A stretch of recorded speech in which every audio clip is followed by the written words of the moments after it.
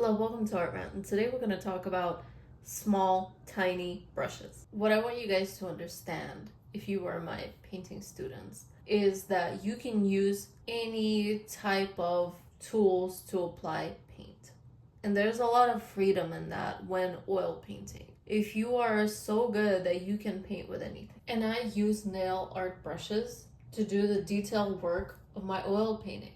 When I would go to Blick or Utrecht or whatever, any art supply store, I needed a brush that was like 20 hairs max. Because if you're doing realistic paintings, like the texture really makes a difference. And some line work just has to be really, really fine. You need like a script brush. So I would go and I would look for the tiniest brush that I could use more than once. Because yes, there are very thin liner and script brushes at the art store, but do they last more than a week? No, they don't. They fray, they kind of splay out, the hairs curl.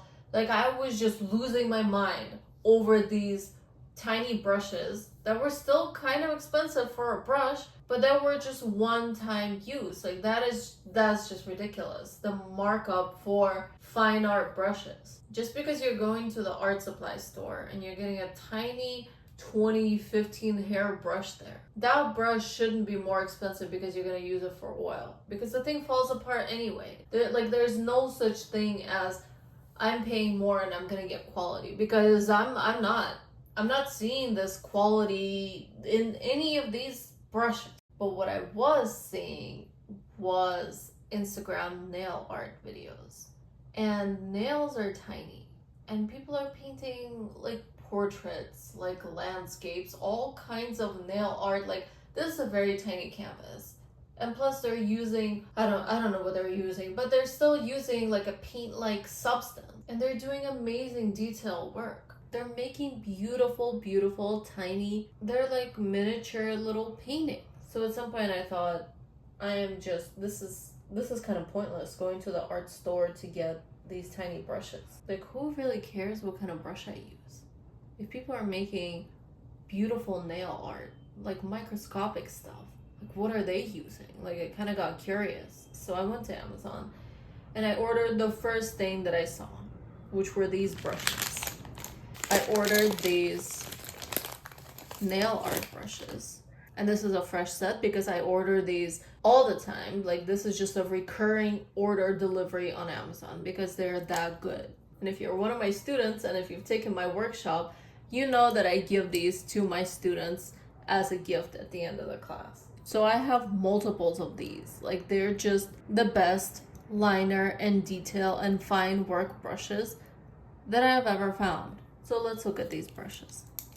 Because fine art brushes, they're great. But if we were to talk in terms of Photoshop, and I love this brush, I use these a lot. But this is a 0. This is a 00. Like, I paint most of my portraits with this. But this is like 2 millimeters. Like, and they hold their shape. They're great. These are really great brushes. But if you're doing fine detail work at some point, this is just too thick of a line. And I will not paint a whole painting with this. Like YOLO. Like, I have things to do. I don't have time to do that. So I usually use very big brushes for most of the painting. And then once it's detail work or drawing or any of that, then I use these brushes. And I'll link everything down below. These are the Monarch ones. But at some point, you need something that's even finer than these. And that's where these come in. So let's not really look at these because these are great and I use them, especially if you're doing like kind of pixelated or like print or design work. These are great, but these are bigger ones. We're not really talking about that.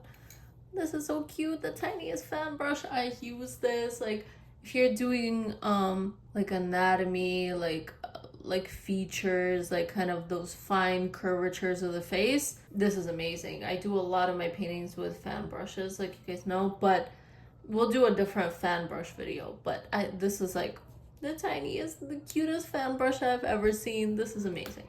But we're not talking about that today. We're talking about liner and script brushes. So let's look at these. I can't remember exactly how much they are, but I think it's like under $10. So you get, it's basically like a little bit over $1 for each brush, which is amazing. Like, look at how tiny these are. Like, let me find a 00. This is a 00 oil painting brush, and look at these. You could do all the hairs, all the lettering, all the eyelashes, all the kind of hand and skin folds. Like, what I'm talking about is like these kind of wrinkles. Like, this is what you need. And I hate double-ended brushes, even with makeup or anything. I just hate it. I feel like how do you store something with that's double-ended? Like, that's the dumbest shit ever. But with these, you get a metal tip, and this is like a little dotting brush. And never did I ever think I would ever need a dotting brush, because I'm not doing like pattern work or anything like that, but I use these all the time. If you're painting clothing, if you are adding highlight on the eye, like that's kind of hard, like those tiny, tiny highlights, this is amazing. If you need to kind of meet the edges, like if there's like different edges and you need to take the paint up to like where the edges meet, these little things, so great.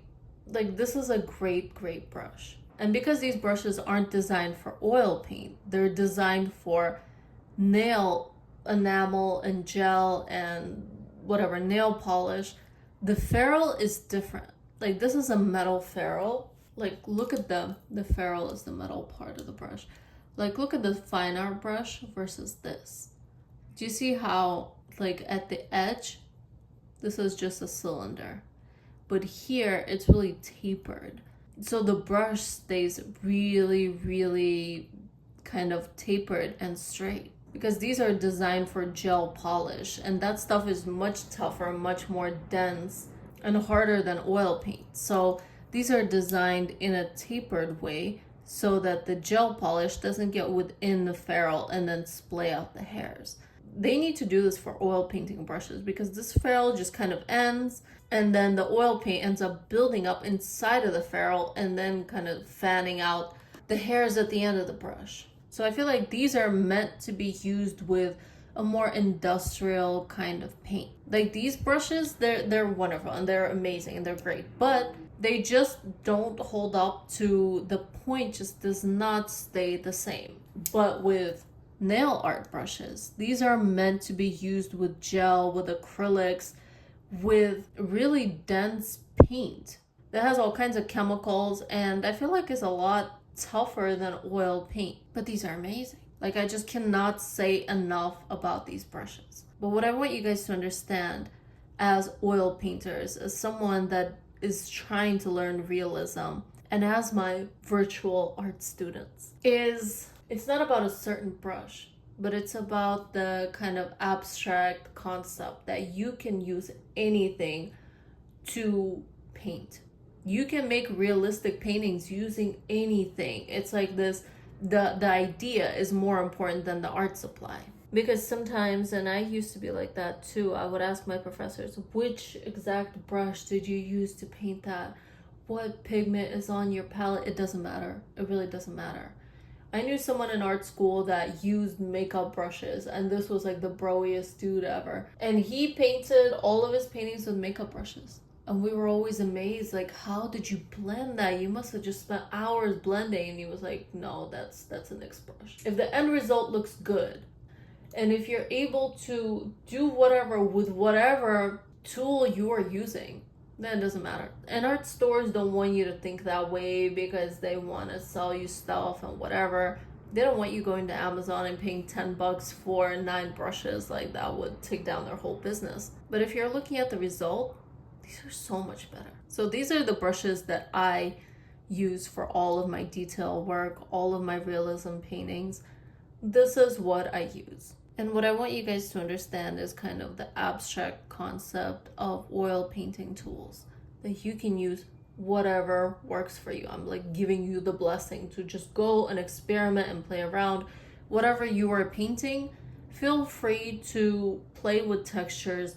I mean, don't do it like on the final canvas where like the stakes are kind of high, but get some scrap material and just play with different painting textures, because what works for me may not work for you. But I want you guys to understand that you can use anything to apply paint. You don't have to spend a lot to make beautiful work. Like, that's the kind of consumerist whatever thing. But if you understand how paint works, and if you understand the kind of textures that you are making, then it really doesn't matter what you use as long as it works for you.